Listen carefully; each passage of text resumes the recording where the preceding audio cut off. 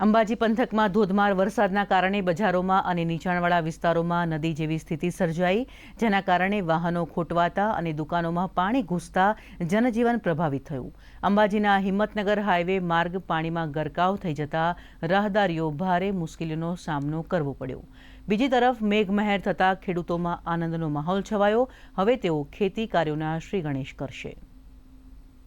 પાણીને લઈને બહુ તકલીફ પડે છે। અમને દુકાનોમાં પાણી ઘૂસી જાય છે। આખો દિવસ પાણી એમનું એમ રહે છે। વાહન પણ આવી જઈ શકતા નથી। કોઈ આવવા જવાનું ચાલતા માણસ પણ ચાલી શકતા નથી।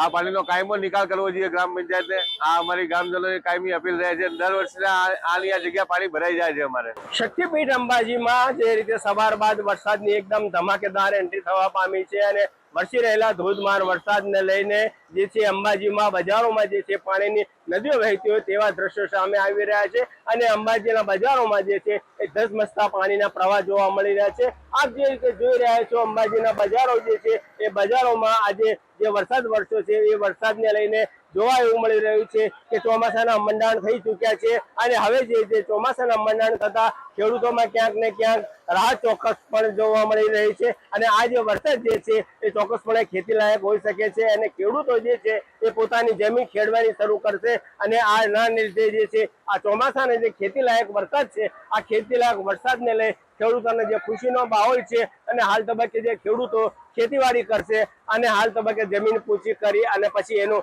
વાવેતર કરે, ક્યાંક ને ક્યાંક ગરમીમાં પણ લોકોને આંશિક રાહત જોવા મળી રહી છે। મહેન્દ્ર અગ્રવાલ, દૂરદર્શન સમાચાર, અંબાજી।